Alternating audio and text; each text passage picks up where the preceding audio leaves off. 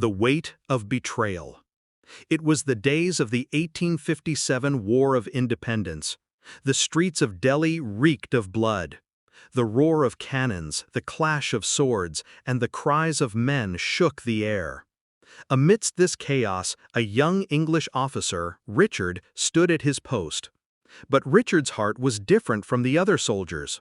He had grown fond of the land of India, its people, and their warmth.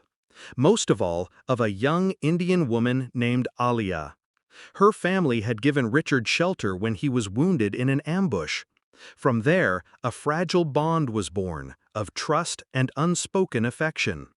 But fate was cruel. Alia believed Richard's heart was hers too, but the truth was otherwise. The army needed inside information to succeed, and Richard reported to his superiors. Alia's father harbors rebels in his home. One night, the British army raided suddenly. Alia's father and brothers were captured and hanged. Alia collapsed to the ground in shock. Her eyes searched desperately for Richard.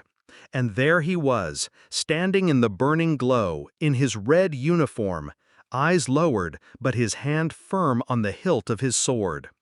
In a broken voice, Alia asked, "Was this because of you?" Richard's lips trembled, but no words escaped. He was trapped between duty and heart, turned into stone. Alia's eyes were filled with tears, but they were not tears. They were living poison. "Remember this," Alia said. "You did not just burn my home, you turned your own heart into ashes." The next morning, Alia disappeared. Some say she joined the rebels. And Richard? He burned inside his uniform for the rest of his life. He lived, but every night in his dreams he heard the same voice. "You betrayed me." The streets of Delhi had become even more desolate and soaked in blood. The British army had crossed every boundary to crush the rebellion. Villages were burned, prisoners were tortured, and every eye trembled with fear. Yet in the shadows of these empty streets, a new story was being written, Alia's story. Alia, whose world had been destroyed in a single night, was no longer the soft and fragile girl she once was. Her tears had dried and a fire burned in her heart. She had joined a group of rebels where every soul was consumed with vengeance. She removed her mother's dupatta, tied a cloth tightly around her head, gripped a weapon in her hand, and carried only one cry in her chest, freedom or death. But deep within her heart, one wound remained unhealed, Richard's betrayal. Time and again his image rose before her, standing with lowered eyes in that burning night. Alia thought, if only he had stood with me for just one moment. If only he had chosen trust over duty. But those wishes could never come true. Richard's state was no different. Though he stood among his fellow soldiers, inside him raged a war that had no end. Every night he lay awake, and Alia's voice echoed in his ears, "You betrayed me." He drowned himself in drink, yet found no peace. The same question haunted him, had I truly done the right thing? Or did I sell my own soul? Months passed. The flames of rebellion spread further. One day, news came that a rebel group had launched a successful attack on the British. Richard was ordered to hunt them down. With his troops, he surrounded the area, and a brutal clash began. Richard's sword had already taken the lives of many rebels when suddenly, amid the smoke and screams, his eyes fell on a veiled woman fighting like a raging flame. Something about her movements struck him as familiar. For a brief moment, her veil slipped, and Richard's heart stopped. It was Alia. Their eyes locked, and time froze. Swords clashed, bullets flew, but Richard and Alia were trapped in each other's gaze. In Alia's eyes blazed the fire of hatred, while in Richard's heart surged the ocean of regret.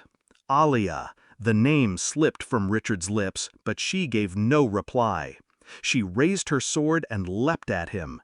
Richard defended himself, but his blows lacked the strength of a soldier. His heart had no will to fight. For a moment, Alia's blade hovered at Richard's throat. She could end him with a single strike. But within her, a storm raged. This is the man who destroyed everything I had, yet this is the man who once touched my heart. Her hands trembled. Richard whispered, "I am guilty, Alia, but I am not your enemy."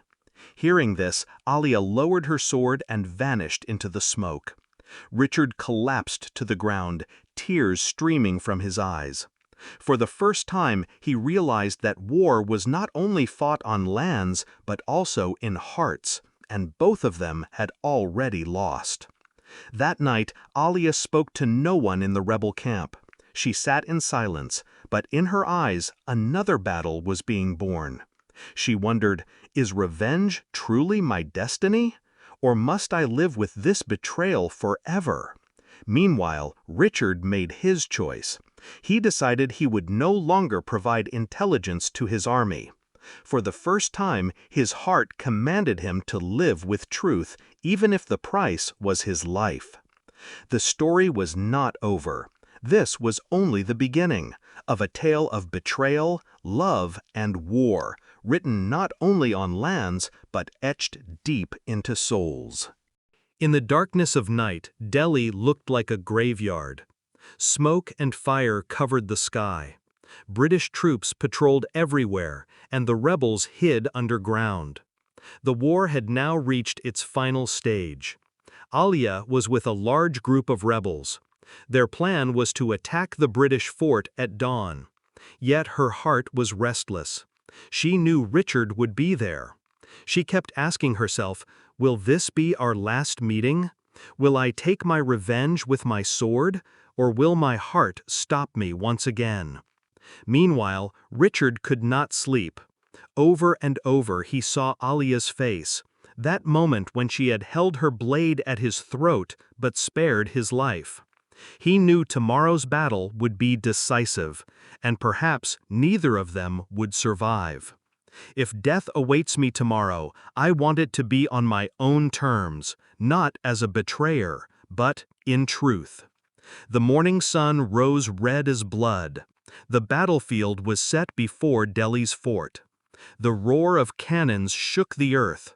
Bullets flew, and cries echoed everywhere. Alia stood in the front lines, sword in hand, fire in her heart. She fought fiercely, striking with all the pain she carried inside. Suddenly her eyes caught sight of him, Richard. He had broken away from his soldiers and was moving straight toward her. Steel clashed with steel. Their swords struck again and again. Around them was chaos, but between them there was silence. A storm held inside their hearts. Every strike of Alia's carried her fury. Every defense of Richard's held his regret. "Today the debt of betrayal will be paid, Richard," Alia shouted. Richard blocked her blow and said, "If my blood can lessen your pain, then strike me down. I will not betray again." Alia's hand trembled. Inside her, revenge and love collided violently. She closed her eyes for a moment, and the past returned to her. Her father's hanging, her home in ashes, and Richard's lowered face. But then, in an instant, everything changed. A British soldier raised his rifle behind Alia. Richard saw it. He had no time to think. He shoved Alia aside and stepped into the bullet's path himself. The shot tore through his chest. He fell to the ground, a faint smile on his lips. "Now, I have repaid my betrayal, Alia." Alia screamed and caught him in her arms. Tears streamed from her eyes. For the first time, she understood that he was not truly her enemy. He was a man punished by his own duty. With his final breath, Richard whispered, "Freedom, it is your right. Never lose it." And then his breath stopped forever. Alia clutched his cold hands and lifted her eyes to the sky. A cry broke from her heart, a cry filled with both grief and resolve. After that day, Alia continued the fight. She gave everything she had for freedom. But in the silence of the nights, when she looked at the sky, she always heard Richard's voice. "I betrayed you, but I gave my life for you." Thus, the tale of betrayal and regret came to an end. Yet the secret of Alia and Richard remained forever written in the book of time.